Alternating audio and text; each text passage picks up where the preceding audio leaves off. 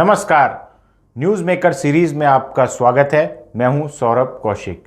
आज हम बात करेंगे ग्वालियर राजघराने के महाराजा, जी हां, ग्वालियर राजघराने के महाराजा ज्योतिरादित्य सिंधिया की।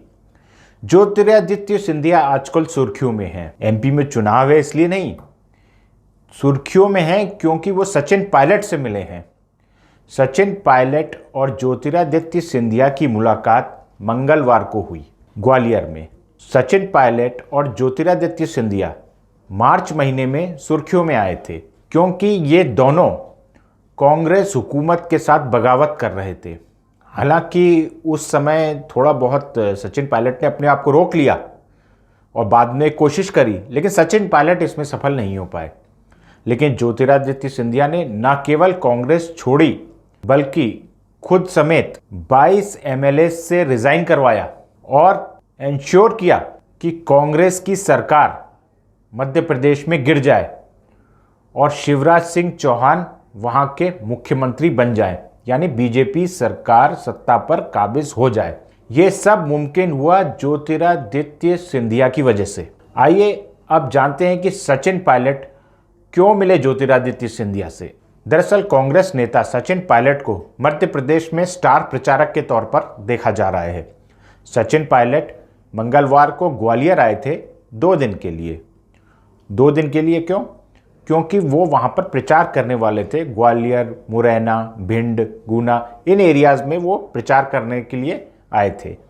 माना जा रहा है कि सचिन पायलट को ये अपने नेतृत्व को दिखाने की ज़रूरत है कि वो कांग्रेस पार्टी में वफादार हैं और उन्हें थोड़ा सा जो उनका मामला गड़बड़ा गया है जब उन्होंने बगावत करने की कोशिश करी। हालांकि उस बगावत का नतीजा ये निकला कि वो डिप्टी सीएम भी नहीं रहे राजस्थान के। तो वो अपना पार्टी में अपना वर्चस्व बढ़ाने के लिए और अपनी ज़मीन मजबूत करने के लिए वो मध्य प्रदेश गए इलेक्शन करने। सचिन पायलट से जब ज्योतिरादित्य सिंधिया के बारे में कई सारे सवाल पूछे गए तो सचिन पायलट थोड़ा सा क्वेश्चंस को अवॉइड करते हुए नजर आए। उन्होंने यही बोला कि ये जनता तय करेगी कि क्या सही है या क्या गलत है, लेकिन उन्होंने शिवराज सिंह चौहान के खिलाफ मुंह खोल के बोला। उन्होंने शिवराज सिंह चौहान के बारे में कहा कि शिवराज सिंह चौहान को जनता ने भरोसा नहीं दिया था, जनता ने शिवराज सिंह चौहान को सीएम नहीं चुना था, लेकिन शिवराज सिंह चौहान जैसे तैसे करके सीएम बन गए हैं और एमपी की जनता ये एक्सेप्ट नहीं करेगी। तो सचिन पायलट के निशाने पर थे अगर कोई, तो वो थे शिवराज सिंह चौहान, ना कि ज्योतिरादित्य सिंधिया। अब ज्योतिरादित्य सिंधिया की बात करते हैं। ज्योतिरादित्य सिंधिया से जब कांग्रेस के एमपी के बारे में पूछा गया जो वहाँ पे चल रहा है, तो ज्योतिरादित्य सिंधिया ने भी कह दिया कि ये कांग्रेस का आंतरिक मामला है और वो इस पर कोई कमेंट नहीं करना चाहते हैं।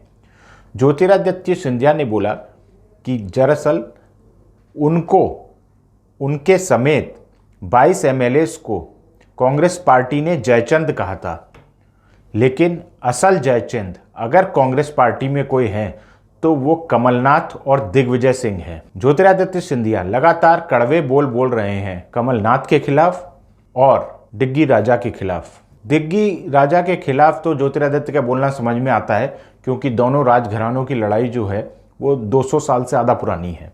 अब जहां हम ज्योतिरादित्य सिंधिया की बात कर रहे हैं तो सोशल मीडिया में फैल रही एक चिट्ठी की भी बात आती है। कथित तौर पर ये चिट्ठी ज्योतिरादित्य सिंधिया ने पीएम को लिखी, जी हाँ, पीएम मोदी को। और चिट्ठी में ज्योतिरादित्य सिंधिया ने लिखा कि शिवराज सिंह चौहान को केंद्र में पहुंचा दिया जाए और मध्य प्रदेश यानी एमपी की कमान जो है वो पूरी तरीके से ज्योतिरादित्य सिंधिया को दे दी जाए, यानी ज्योतिरादित्य सिंधिया सीएम बन जाएं एमपी के और शिवराज सिंह चौहान को कहीं ना कहीं केंद्र में कैबिनेट में एकोमोडेट कर लिया जाए। इसके अलावा इस चिट्ठी में एक और गंभीर चीज़ है। इस चिट्ठी में लिखा हुआ है कि बीजेपी के 3 नेता लगातार पार्टी विरोधी गतिविधि कर रहे हैं और इनके खिलाफ एक्शन लिया जाए। और ये भी लिखा, चिट्ठी ऑथेंटिक लगे इसलिए ये भी उस चिट्ठी में लिखा हुआ है कि प्रधानमंत्री महोदय बिहार के दौरे में हैं और मैं आपसे मिल नहीं पा रहा हूँ, मैं आपसे मिलना चाहता था और आप मेरे को ये कमान दे दीजिए एमपी की और ये भी लिखा गया था कि जो नेता पार्टी विरोधी गतिविधि कर रहे हैं मैं उनको कंट्रोल करूंगा। ऐसा कथित तौर पे चिट्ठी में लिखा गया, लेकिन बड़ी खबर यह है कि चिट्ठी फेक है। जी हाँ, ज्योतिरादित्य सिंधिया ने कभी ऐसी कोई चिट्ठी प्राइम मिनिस्टर को नहीं लिखी और क्राइम ब्रांच ने ग्वालियर में 420 का मुकदमा दायर किया है इस चिट्ठी के बारे में। इस गोपनीय चिट्ठी को कह करके जो सोशल मीडिया में फैलाया जा रहा है, इस पे 420 का मुकदमा दायर हुआ है और क्राइम ब्रांच जो है वो एक अननोन पर्सन के अगेंस्ट जांच कर रहा है जिसने चिट्ठी भेजी होगी। अब हम थोड़ा सा ज्योतिरादित्य सिंधिया का पास्ट जान लेते हैं। ज्योतिरादित्य सिंधिया पहली बार सांसद साल 2002 में बने। 24 फरवरी 2002 को वो सांसद बने। वो बाई इलेक्शन जीते। बाई इलेक्शन उस सीट पे क्यों हुआ, क्यों गुना कॉन्स्टिट्यूएंसी में बाई इलेक्शन हुआ?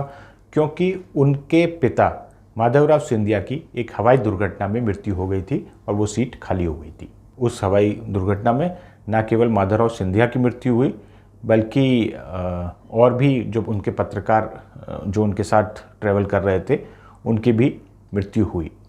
उसके बाद दिसंबर 2001 में ज्योतिरादित्य सिंधिया एमपी बन गए। हालांकि उन्हें मिनिस्टर बनने के लिए थोड़ा वेट करना पड़ा। 2007 में वो पहली बार जो है मिनिस्टर ऑफ स्टेट बने।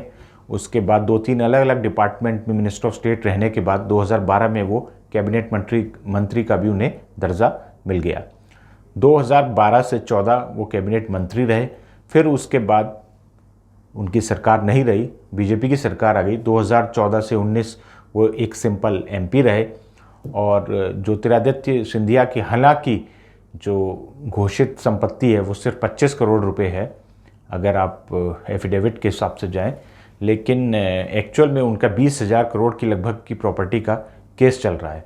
और अगर इस केस का निपटारा हो जाता है या उनको पार्शियल या पूरा मनी जितना भी जैसा भी मिलता है तो वो भारत के सबसे अमीर व्यक्तियों में उसी दिन उनका नाम शुमार हो जाएगा और भारत के सबसे अमीर पॉलिटिशियन भी शायद वो हो जाएंगे।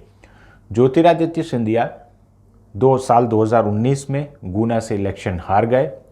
उसके बाद ज्योतिरादित्य सिंधिया एमपी की पॉलिटिक्स में कंटिन्यू करते रहे, लेकिन कमलनाथ से उनकी लगातार खटपट चलती रही, उनकी कमलनाथ से बनी नहीं।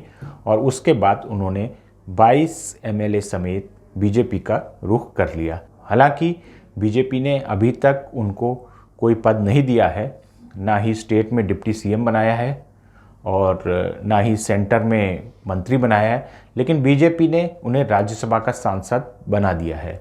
माना जा रहा है कि ये चुनाव ज्योतिरादित्य सिंधिया के लिए इम्पोर्टेंट है, क्योंकि शिवराज सिंह चौहान तो वहाँ के सीएम बना रहेंगे एमपी के। उन्हें सिर्फ 28 में से 8 सीटें चाहिए लाइन क्रॉस करने के लिए, अपना सीएम बने रहने के लिए, सिंपल मेजॉरिटी के लिए 115 की। और कांग्रेस को 28 में से 28 सीटें चाहिए 115 पहुँचाने के लिए। तो ये बात तो तय है कि शिवराज सिंह चौहान वहाँ के सीएम बने रहेंगे। लेकिन पार्टी का रुख शिवराज सिंह चौहान के कंटिन्यू रहने के बाद, इलेक्शन के बाद, बाईपोल्स के बाद क्या होता है, ये इस बात पर तय करेगा कि इन 22 सीटों पर ज्योतिरादित्य सिंधिया के कैंडिडेट्स की परफॉर्मेंस कैसी रहती है, यानी बीजेपी के कैंडिडेट्स की परफॉर्मेंस कैसी रहती है। अगर बीजेपी के कैंडिडेट्स की परफॉर्मेंस इन 22 सीट्स पर अच्छी रहती है तो आप देखेंगे कि शायद तुरंत ही ज्योतिरादित्य सिंधिया भारत में एक कैबिनेट मंत्री के रूप में आपको दिखेंगे। तो न्यूज़ मेकर सीरीज़ में ये तो ज्योतिरादित्य सिंधिया। कल फिर से बारी आएगी एक और हस्ती की। तब तक देश और दुनिया की बाकी खबरों के लिए देखते रहिए IANS फीड्स।